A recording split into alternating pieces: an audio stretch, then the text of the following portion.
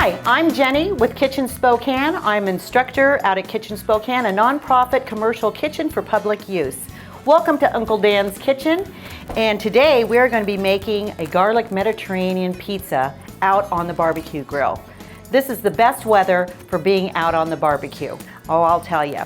So we're going to start off with caramelizing some onions, because on this pizza we will have caramelized onions and mushrooms, some artichoke hearts, which you can buy frozen just about at any supermarket, and also some of our Uncle Dan's Mediterranean garlic seasoning mixed in with an Alfredo sauce, which you can also buy already pre-made. And you just have to put it in a bowl and whisk it up, and that'll be the base of our sauce. All right, so let's get started here. I already have some onions already pre-sliced, and make sure your onions are uniform in slicing, so that way when you caramelize it, it gets nice and evenly caramelized all together. So that way you won't have like a little bit of raw onion and some caramelized onion. And over here I have a pan going on medium heat. I'm going to pull that off for a quick second right here while I sit here and slice up these mushrooms. Now when we slice these mushrooms, make sure you get them the same width as your onions. And that way everything caramelizes and cooks nice and evenly. So let's get started here. There we go. Now I'm going to take a little bit of olive oil and put it in our pan here. And I pulled this pan off because I don't want it to be too hot when I put my olive oil in there, because olive oil is actually for a low temp, and we're going to be sauteing these at a very low temp. So let's go ahead and we'll add our olive oil here. And to this, I'm going to add some butter. Everything's better with butter. That's what I say. Butter and bacon, you can't go wrong. So we're just going to go ahead and put this right in here.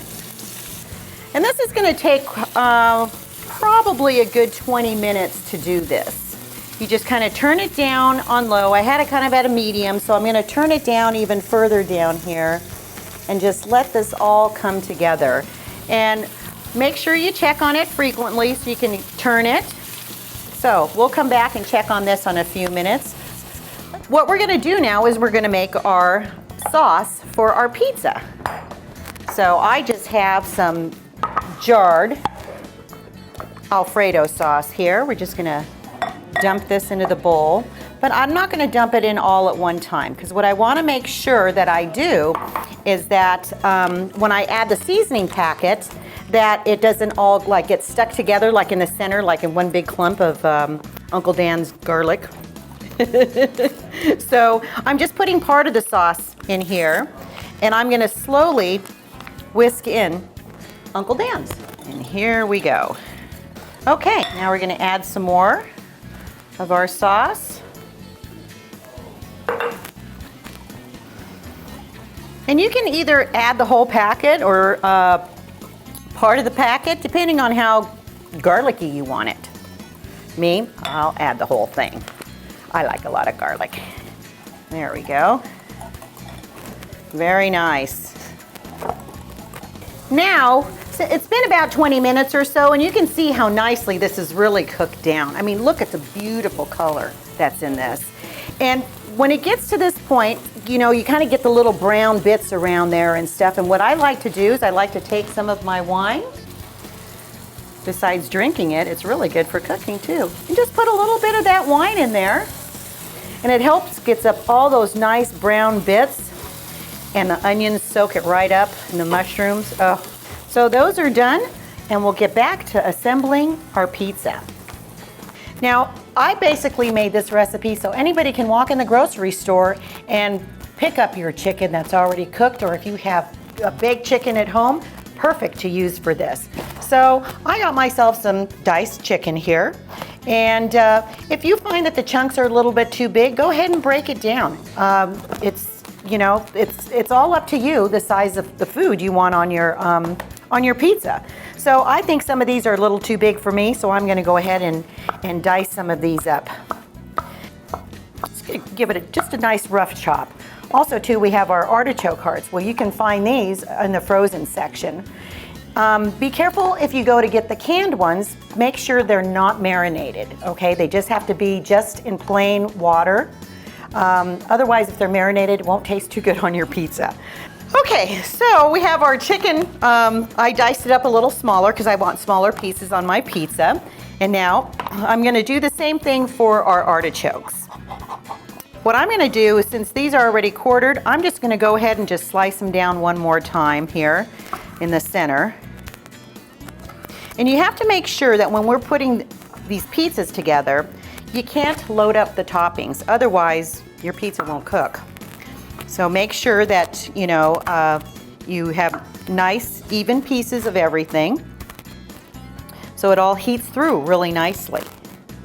Okay, well now we're out here at the barbecue area, considering we are doing pizza on the barbecue, so make sure you have everything set up outside.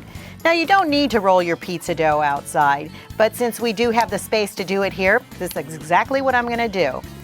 So, first of all, I've got my pizza already portioned out. So we're just gonna take it, we're gonna put some flour down here.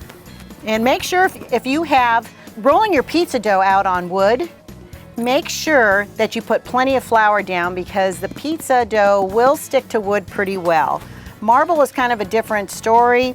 It helps with not having the dough stick as much. So here we go. I'm just gonna press it out into a round here. And we have our grill set at 450.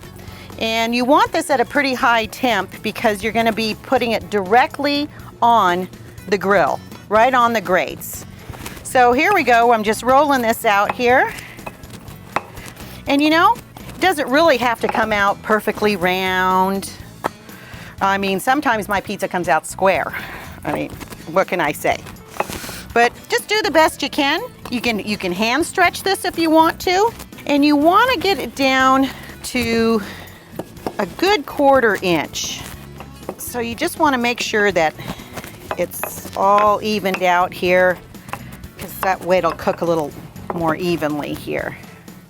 Okay, and then you kind of bring your sides together and kind of pull it out this way and stretch it this way to kind of make it look round like that. So I'm going to take this, and I have one of these, and these come in very handy when you're doing pizza crust, let me tell you, because if it's sticking anywhere underneath, this will get underneath it and help it right up. Kind of go all around, and you're going, oh my gosh, it's shrinking up. That's okay. We'll unshrink it. So now I'm going to take this pizza, and I'm going to come right over here to the grill. Alrighty, it's awfully hot, so this is going to cook fast. So you make sure you keep a good eye on it. Right, there we go. Now, we're gonna pop this down.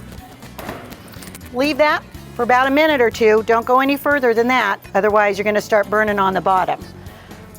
So let's check this. Oh yeah. You get a big puff like that, just go ahead and break that down.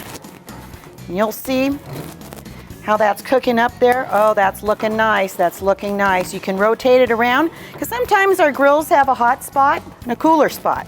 So if you'll notice, if that one, and don't worry if you rip it, just like I did, just glue it right back together. It'll glue right back together. And just kind of rotate it around there. Ah, there we go. Turn that puppy over. Now we start saucing it.